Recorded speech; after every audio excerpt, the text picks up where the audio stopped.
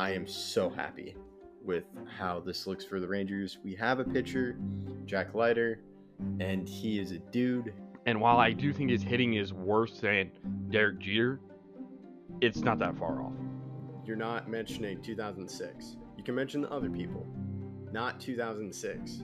Oh, just because I bought the best soap doesn't mean your room's going to be clean. It just leaves it to where I don't believe that the Canadians had a shot. I really don't like the Clippers just kind of sending it in when they're like... Hi, this is Kelly Forbes with the Dallas Stars, and you're listening to Outsiders Opinions with Kevin and Austin. What's up, y'all? Welcome to our NHL Opinions of the Week. You know, not quite that time yet for playoff predictions, but here's a little appetizer, cooked up by, my co-host, Austin. This is one of the things I don't see a lot of people do in Out Maybes, and it's one of my favorite things to do every year. Now, it's not one of our major predictions. It's not one of the core three that we have every year between the draft, the preseason, the preseason prediction, and then obviously the postseason predictions. But I'm excited. The East, man. I sent Kevin last night a picture of just the Metropolitan Division. And those four teams that are all within 2 points of each other, between the Flyers at 83, the Islanders at 83, the Capitals at 82, and the Penguins at 81. Obviously, for the wild card mix, the Red Wings also have 82. So there are 5 teams in the NHL that are in between that 83 to 81, just in the West, and that's going to be so tight. But let's start out with the West. The West is a lot less tight. There's only one team, and we went. Well, I'll just remind you guys how this works really quick. If you say maybe, you can't get either way. You can't get points either way. Whether they make it or miss it, you can't get points either way. If you say in and the team makes it, you get a point. If you say out and they miss it, you get a point. But if you say out and they make it, you lose a point, and vice versa. So you don't want to get it wrong or you lose a point. But also, Kevin and I like to play it risky sometimes. So I'll start first with the West. All the teams that are within 7 points of a playoff spot, so that goes down all the way to the one team that is the first team that is out of a playoff spot, the Blues, and we went all the way to the Devils in the East. But I'll start with the West. The teams that are already in, a.k.a. the Stars, Avalanche, Jets, and Canucks, we're not going to say in. It's pointless to say that because we already know that they're in. But Edmonton, I have as in. Vegas, I have as in. Predators, I have as in. Kings, I have as in. And Blues, I have as out. I just can't see the Blues going on a big enough run. They'd have to go like 6-0 and the Kings go 2-4 during that stretch, or some variance of overtime losses and stuff like that for them to have a chance to get in. So it's a really tough hill to climb, and I don't think they will. So I have the Blues as my one team is out. Yeah, that's fair. They're also out, but I am, St. Louis and I just have bad blood. I've tried to share it. We've tried to, I don't know. St. Louis just doesn't like me. I don't know why. But yeah, I know the Cardinals, this is why this game is kind of iconic, because I said the Cardinals were out, and then they went on a historic 17-game win streak. Yep. Then I chose them to win. And in the wild-card game, and they lost. Yeah, that's historic right there. I don't remember that for the rest of my life. That's one of my favorite moments on this channel. But definitely top 5, easily.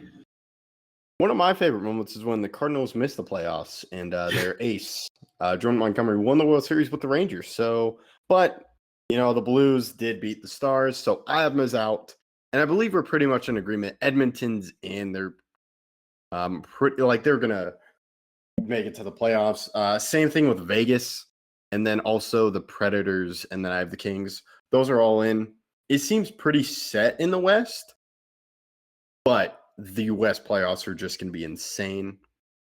As you and I were talking about, clearly set regarding seeding, because Vegas and the Kings can flop really easily, and Edmonton, if they go on a bad stretch, could move down. But regarding the teams that make the playoffs, that are in the playoffs, yeah, 100%, it is pretty set in stone. Yeah. West, or the East, though, is just crazy, especially with the Metropolitan Division, as they are so close to each other. So I kind of went safe, or I'll just kind of go into it. Maple Leafs I have as in. Flyers I have as maybe. Lightning I have as in. Islanders, I went maybe. Capitals, I went maybe. Red Wings, I have as out because it'd be tough for them, as they are in the Atlantic Division, and this is tough. So they'd be competing with the guys in the Metropolitan. And I know they are close, but Yeah, they're only 1 point out right now. yeah, they're only 1 point. But I'm just going to go out, so maybe that's my risk there. Penguins I have as maybe just because I don't want to count out Crosby out. And they're also in the Metropolitan, so they could get into the third spot or the wild card. Yeah, that's true. I went significantly more risky than you. You said the Sabres and Devils, right? No, I have not, but I was about to say okay. Sabres, Devils out. Got it. So, obviously, we did not include Boston or Florida or New York, Rangers or Carolina because all those teams have clinched. And while those teams are close to each other, they have no risk of being out of the playoffs, so we didn't include them. I'll start with the easy ones. Maple Leafs and Lightning, I both have as in. The Flyers are currently in a playoff spot, but Kevin, I have them as out. Ooh, I have a team that is currently in a playoff spot as out. The whole Carter Hart thing that's going around, and I don't necessarily think they have the necessary playoff experience for them to make it. All these teams right out between the Islanders, Capitals, Red Wings, and Penguins have a lot of playoff experience, or like they have a Patrick Kane and DeBrincat, guys who've been in the playoffs before, now on their team, or Nedeljkovic as well. Islanders I have as in, and then I have Capitals is maybe, Red Wings is maybe, Penguins is maybe, and then Sabres and Devils is out. So I'll say that again. Toronto in, Flyers out, Lightning in, Islanders in, Capitals, Red Wings, and Penguins maybe, and then Sabres and Devils out. Okay. So you're believing in the Red Wings. I believe in the Flyers, as you and I have them. You have Flyers is out, and I have the Red Wings is out. Yes. I do think Capitals and Penguins, I could not will myself to put either one as out because of either Ovechkin or Crosby. It's really hard to doubt those guys after they've proven so much during their career. Yeah, they're legends, and you never want to say a legend is out. Yeah, and both of them could make it because the Capitals could make it over the Flyers and get the third spot in their division, and then the Penguins could slide into that 8th spot, or vice versa. So there's a lot of spots open. I don't think I've ever seen. This is the thing. The NBA tries to add a play-in for the end of the season to be more competitive, to be closer, for those games to matter more, and to get more fans into it and more teams into it. The NHL can do that with just 8 teams in on each conference. And those teams at the bottom that get the 8 seed could win a title. Like last year with the Florida Panthers, obviously they lost, but still, they were the 8 seed and made it all the way to the championship. And again, if they added a play-in, it would mean less. It'd mean significantly less. And like that would have a team like the Wild that is 10 points out of a playoff spot right now in a play-in scenario. I would hate that. But all those teams between the Penguins and the Flyers, it's so tight, it's so close, and it's coming down to the wire. I'm going to be watching a lot of those games just because it's basically a playoff game at this point. Yeah, and to the West, too, the Stanley Cup playoffs are just insane. I think it's one of the best playoffs, if not the best. Just the intensity you can feel from your couch is insane. And if you go to the West, you talked about Vegas flopping with the Kings.